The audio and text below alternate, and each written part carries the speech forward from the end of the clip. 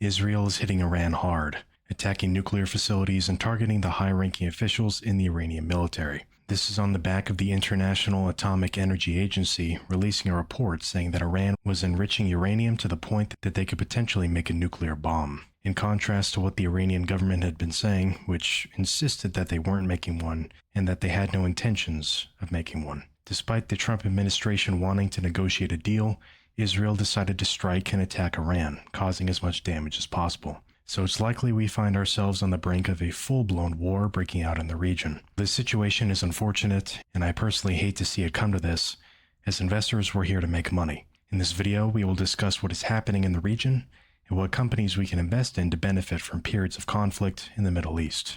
Israel called the offensive Operation Rising Lion. The operation included dozens of Air Force jets striking numerous nuclear, military, and leadership targets across Iran, including key nuclear facilities like Natanz and Fordow, as well as the Iranian military's headquarters in Tehran. The full extent of the damage to Natanz and other sites, particularly the underground facilities, remains unclear. High-ranking Iranian military officials, including IRGC Chief General Hussein Salami and prominent nuclear scientists, were reportedly killed. This was in combination with at least 5 different Iranian military bases being struck at once. This obviously means the conflict has entered a new, more dangerous phase. While some analysts suggest a potential for rapid de-escalation if Iran's response is calibrated, the Prime Minister of Israel has declared these strikes as only the first stage, and they're committed to continue for as many days as it takes.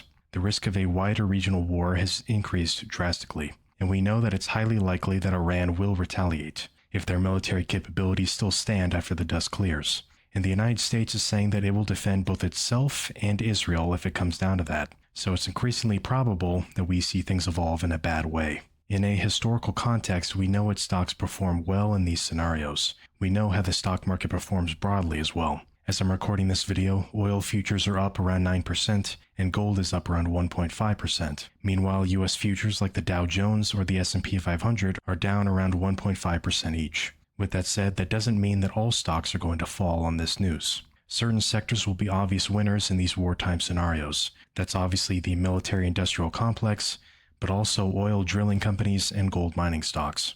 If you look at historical examples like the Yom Kippur War in 1973, the Iran-Iraq War in the 1980s, and Iraq's invasion of Kuwait in 1990, oil prices spiked dramatically and stocks were generally either volatile or declining. A large portion of how this plays out is based on how long it takes for the conflict to end, or if we even have a larger conflict break out in the first place. The more this escalates, the more that the beneficiaries mentioned in this video would see their stock prices rise, at least due to the conflict itself. For this video, I'm going to assume that this is going to escalate because there's a clear line in the sand that Iran was trying to draw. So for Israel to cripple their nuclear capabilities and take out large segments of their military's command structure, that's a declaration of war if I've ever seen one. Based on that assumption, let's review what stocks are most likely to perform well in a scenario like this. I simply don't have time to go over all the stocks and possible options you can invest in these different industries, so I'll focus on outlining the major stocks in the military-industrial complex and the oil and gas industry. Starting with the most obvious winners of them all, the United States military-industrial complex, there are 5 key suppliers when it comes to Israel's military and defensive capabilities. The first stock to consider buying is Lockheed Martin, ticker LMT on the New York Stock Exchange. Lockheed Martin produces different fighter jets and combat aircraft used by Israel. Its portfolio also includes Hellfire missiles and key missile defense systems. The company is a regular beneficiary of any funds allocated to Israel's military from different United States aid packages. While Lockheed is crucial to the country's defense, I would argue that RTX Corporation, aka Raytheon, is an even larger winner in any wartime scenario in the region. RTX, which is also ticker RTX on the New York Stock Exchange, manufactures critical components for Israel's Iron Dome interceptor missiles, and is a key partner with Rafael in the co-development and production of missiles for the David Sling system. RTX also produces a variety of other air defense systems and missiles, and while jets are crucial to Israel's military, it's obvious that making these missiles is an even greater situation to be in because the Iron Dome and other defense systems need to be replenished on a regular basis. So RTX should in theory benefit more from Israel needing to defend itself. The third winner is Boeing, ticker BA on the New York Stock Exchange. This company is similar to Lockheed in that it builds a variety of Israel's aircraft, as well as munitions guidance kits. If you've been following previous Boeing controversies, you'd know that the stock has struggled since 2019, so I would probably not buy this one if it were up to me, but as always, your investing decisions are up to you and you alone. Northrop Grumman is number 4 on the list, ticker NOC on the New York Stock Exchange. The company is a principal partner on the F-35 fighter jet program, manufacturing the center fuselage and advanced sensor systems. The company is a major supplier of airborne electronic warfare systems, including radars and jammers for various aircraft. Northrop has also been mentioned in connection with components for the David Sling system, so they're another big winner. Number 5 for the obvious beneficiaries is General Dynamics, ticker GD on the New York Stock Exchange. They are a key supplier of conventional munitions components used in bombs that are regularly deployed during aerial bombardments. If we have a sustained conflict where Israel's consistently bombing Iran, then GD is going to do pretty well. While those are the obvious winners providing large munitions or vehicles, there are other more niche players or key component suppliers we could buy as well. A big name that gets thrown around all the time for new government contracts is Palantir Technologies. This is ticker PLTR on the Nasdaq. They specialize in data analytics and AI software. Now at this point, they're providing key software for the US government, so I don't blame people for wanting to buy the stock. It has significant revenue growth and 80% gross margins, but the valuation is getting out of hand on any metric you want to look at. Not that the market is very rational nowadays anyway, but the company also has a partnership with Israel, supplying new AI-driven technologies to support military efforts, so they are operating in the region as well. Honeywell, ticker HON on the Nasdaq, also provides essential components for various bombs, fighter jets, and helicopters. L3 Harris Technologies, ticker LHX on the New York Stock Exchange. This company is also reported to provide technology for Israel's Iron Dome system, and they also acquired Aerojet Rocketdyne, which is a manufacturer of rocket propulsion systems, so that increased their exposure to the sector as well. A slightly more niche company to consider is AeroVironment, ticker AVAV on the Nasdaq. This stock is a leader in providing drones and tactical UAVs, primarily surveillance and kamikaze drones used by the US forces and other allies.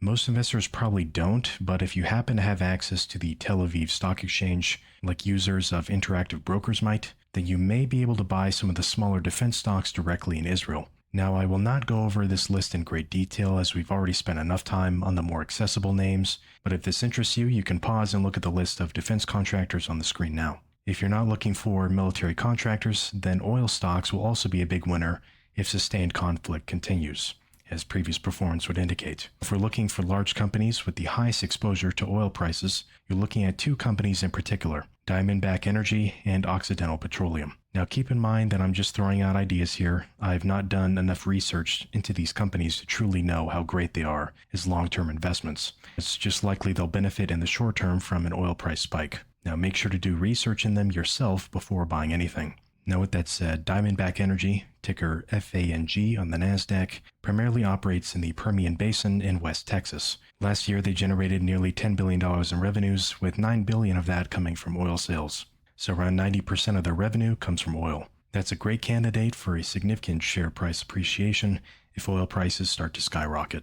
And a second contender is Occidental Petroleum, ticker OXY on the New York Stock Exchange. They operate in the United States and the Middle East, as well as the Gulf of Mexico. With $21 billion in oil and gas sales, with total sales across all segments of the company at $26 billion, they received around 70% of their revenue from oil sales, another concentrated oil stock. There are plenty of other large oil companies, but most of them have diversified away from the sector into different projects over time. Diamondback and Occidental have maintained substantial oil operations and would likely benefit the most from things getting out of hand in the Middle East. In addition, there are probably tens, if not hundreds, of smaller oil and gas companies that could perform well based on this news, but I can't go over all those in one video. So there's a few large options for you to consider. As mentioned earlier, gold also tends to be a winner in times like these, but often to a lesser extent. So I decided not to focus on gold for this video, but that is an additional sector you could check out if you were interested. With that said, if you'd like to stay up to date about these significant market-moving events like this, and learn about different potential investment options to take advantage of them, then subscribe to this YouTube channel and check out my Substack, links in the description. Thanks for watching.